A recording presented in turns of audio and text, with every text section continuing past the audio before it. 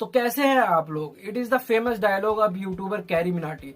तो जैसा कि आज हम बात करने वाले हैं ग्रेट साइंटिस्ट आइजैक न्यूटन के बारे में, साथ ही में उनके लाइफ से जुड़ी कुछ रोचक जानकारियां भी जानेंगे और उनके द्वारा लिखी हुई कुछ थ्योरीज जिसे हम न्यूटन्स लॉ ऑफ मोशन कहते हैं, इसके बारे में अच्छे से पढ़ेंगे। न्यूटन्स लॉ ऑफ मोशन पे मैं कुछ ऐसे प्रैक्टिकल एग्जांपल्स यानी कि उदाहरण बताने वाला हूं जिससे आपको ये सारे लॉज बड़े इजीली याद हो जाएंगे। साथ ही में आपको कभी इससे जुड़ी किसी भी तरीके की कोई भी दिक्कत नहीं आएगी अपनी लाइफ में। और हाँ दोस्तों, सर आइजैक न्यूटन ने कुछ ऐसे लॉज बनाए हैं जिन्हें हम यूनिवर्सल लॉ ऑफ फिजिक्स कहते हैं, जैसे कि universal law of gravity, laws of motion. इन्हें कोई बदल नहीं सकता। तो चलिए दोस्तों, इसे प्रैक्टिकली समझने की कोशिश करते हैं ताकि जो पढ़ा लिखा हो उसे भी अच्छे से समझ आ जाए और जो ना पढ़ा लिखा हो उसे भी अच्छे से समझ आ जाए। मैं विनय और आप सभी लोगों का अपने YouTube चैनल सब कुछ क्रेजी में एक बार फिर से स्वागत करता हूं। अगर आप इस वीडियो पे नए हैं तो please subscribe and bell icon को प्रेस जरूर कर दें, जिससे कि आपको नई नई रोचक जानकारियां मिलती रहे। मेरी वीडियो से हमेशा आपको अपनी लाइफ में कुछ ना कुछ नया सीखने को मिलेगा। इस वीडियो को पूरा देखिए दोस्तों, और अगर आपको मेरी इस वीडियो से थोड़ा सा भी नॉलेज मिलता है तो वीडियो के एंड में एक लाइक जरूर कर दे दोस्तों। तो चलिए वन बाय वन सारा कुछ शुरू करते हैं। वीडियो को शुरू करने से पहले मैं आपको सर आइजैक न्यूटन, जो कि एक ग्रेट फिजिसिस्ट माने जाते हैं, उनकी लाइफ जीवनी के बारे में यानी कि उनकी लाइफ बायोग्राफी में थोड़ा सा आपको बताने की कोशिश करता हूँ। सर आइजैक न्यूटन का जन्म 4 जून 1643 में इंग्लैंड में हुआ था। उनके जन्म लेने के कुछ ही टाइम बाद उनके फादर की डेथ हो गई थी और उन्होंने अपना पूरा बचपन अपने ग्रैंडफादर के साथ बिताया था। उन्हें बचपन से ही पढ़ने का बहुत ज्यादा शौक था। साथ ही में वो फिजिक्स में यानी कि भौतिक विज्ञान में बहुत ज्यादा इंटेलिजेंट भी थे। उन्होंने जाने माने विश्वविद्यालय कैम्ब्रिज यूनिवर्सिटी से अपनी पूरी पढ़ाई की, इसीलिए उन्हें फिजिक्स का बहुत ज्यादा नॉलेज हो चुका था। लाइफ में फिजिक्स के बहुत सारे यूनिवर्सल लॉज भी लिखे हैं, जैसे कि laws of gravity, Newton's law of motion. कुछ लोगों का मानना है यूनिवर्सल लॉ ऑफ ग्रेविटी का आइडिया उन्हें एक सेब के पेड़ के नीचे बैठकर मिला था। इसमें कितनी सच्चाई है ये तो कोई नहीं जानता, लेकिन कई किताबों में भी ऐसा लिखा हुआ है। उन्होंने अपनी लाइफ में बहुत सारी फेमस किताबें भी लिखी हैं। इसके पीछे बहुत सारा स्ट्रगल भी छुपा हुआ है। उनका निधन 1727 में हुआ था। साथ ही में वो जाने माने ग्रेट साइंटिस्टों में से एक है। आइए दोस्तों, अब हम न्यूटन्स लॉ ऑफ मोशन के बारे में पढ़ते हैं। Newton's first law of motion, Newton second law of motion, Newton third law of motion, जिसे फिजिक्स का यूनिवर्सल लॉ भी माना जाता है।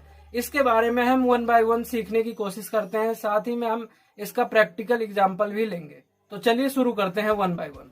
तो चलिए दोस्तों, Newton first law of motion के बारे में जानते हैं। इसका प्रैक्टिकल यूज और इसकी डेफिनेशन के बारे में मैं आपको अभी समझा देता हूँ। आप ये डेफिनेशन देख रहे हैं, जिसका मतलब मैं आपको अच्छे से समझाता हूँ। इस definition Newton first law of motion में ये बताया गया है कि अगर कोई बॉडी रेस्ट में है यानी कि रुकी हुई है तो वो बॉडी रुकी हुई ही रहनी चाहती है, और अगर वो बॉडी मोशन में है यानी कि चल रही है तो वो बॉडी चलती रहनी चाहिए जब तक कि उस पर कोई एक्सटर्नल फोर्स ना लगे, यानी कि जब तक कोई उस पर बाहरी फोर्स ना लगाए तब तक वो अपने स्टेट में ही रहना चाहती है, यानी कि अपनी स्थिति में ही बनी रहनी चाहती है। इसका सिंपल मतलब यही है, अगर बॉडी रेस्ट में है तो वो रेस्ट में रहना चाहती है, और अगर बॉडी मोशन में है तो वो मोशन में रहना चाहती है जब तक कि उस पर कोई एक्सटर्नल फोर्स ना लगे। आइए दोस्तों, इसे हम एक उदाहरण से समझते हैं जो कि प्रैक्टिकली आप सभी लोगों को पता होगा। ये एक फेमस एग्जांपल है। आप लोगों ने अपनी लाइफ में जब बस में ट्रैवल किया होगा तो ये जरूर फील किया होगा, जब आप बस में बैठ के यानी कि जब वो बस चल रही होती है और आप सीट पे बैठे हुए रहते हैं, अगर अचानक से बस वाला ब्रेक लगा देता है यानी कि ड्राइवर अगर ब्रेक लगा देता है तो हम सीट से एकदम झटके से आगे आ जाते हैं। अगर हम पकड़े सीट को अच्छे से ना पकड़े रहे तो हम इस स्थिति में गिर भी सकते हैं। यही example Newton first law of motion को शो करता है। जैसे अगर हम बस में हैं और बस रेस्ट में है यानी कि बस रुकी हुई है और अचानक बस चालू हो जाती है तो हमारी बॉडी एकदम से पीछे हो जाती है। इसका मतलब है हम उस समय रेस्ट में थे और हमें एक्सटर्नल फोर्स लगाकर आगे की तरफ ढकेला जा रहा है। उसकी वजह से हमारी बॉडी उसका रजिस्ट करती है, इसीलिए हमारी बॉडी एकदम से पीछे हो जाती है।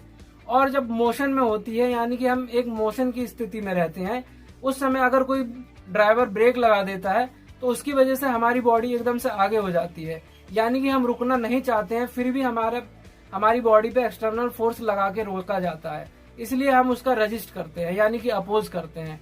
तो इसमें यही बताया गया है कि अगर बॉडी रेस्ट में है तो वो रेस्ट में ही रहना चाहेगी, और अगर मोशन में है तो वो मोशन में ही रहना चाहेगी जब तक कि उस पर एक्सटर्नल फोर्स ना लगाया जाए। आशा करता हूँ आपको ये प्रैक्टिकल एग्जाम्पल इस Newton first law of motion पे समझ आया होगा। अगर आपको इसको समझने में दिक्कत है तो आप मेरे को कमेंट के जरिए पूछ सकते हैं, मैं आपके कमेंट का रिप्लाई जरूर करूंगा दोस्तों। तो चलिए अब हम Newton second law of motion पे बात करते हैं। Newton second law of motion की डेफिनेशन आप यहाँ देख सकते हैं। इस डेफिनेशन का मैं सिंपली मतलब आपको समझा देता हूँ। इस डेफिनेशन के according force is directly proportional to acceleration है, यानी कि फोर्स हम जितना ज्यादा किसी बॉडी पर लगाते हैं उस बॉडी की एक्सीलरेशन उतनी ही ज्यादा हो जाती है, यानी कि हम जितना फोर्स लगाएंगे बॉडी उतनी तेजी से आगे की तरफ पुश होगी। तो चलिए दोस्तों इसका भी एक प्रैक्टिकल एग्जांपल से समझते हैं। जैसे कि अगर आपके पास एक छोटा सा बॉक्स है, उस बॉक्स को अगर आप जितनी तेजी से पुश करेंगे वो बॉक्स उतना ही आगे तक जाएगा, और उस बॉक्स पे जितना स्लो पुश करेंगे यानी कि जितना कम बल लगाएंगे वो बॉक्स उतना ही कम जाएगा। आशा करता हूँ आपको न्यूटन सेकंड लॉ समझ आया होगा। इसका फॉर्मूला F=ma आ जाता है, जहाँ पर F क्या है फोर्स, m क्या है मास ऑफ द बॉडी और a क्या है एक्सीलरेशन ऑफ द बॉडी। तो चलिए दोस्तों अब हम न्यूटन थर्ड लॉ के बारे में जानने की कोशिश करते हैं। न्यूटन थर्ड लॉ बहुत ही आसान है, इसको आप एक झटके में समझ जाएंगे। पहले आप इस डेफिनेशन को देख ले। इस डेफिनेशन का सिंपली मतलब यह है कि अगर आप किसी पे एक्शन जितना ज्यादा लेंगे उसी का उतना आपको रिएक्शन मिलेगा।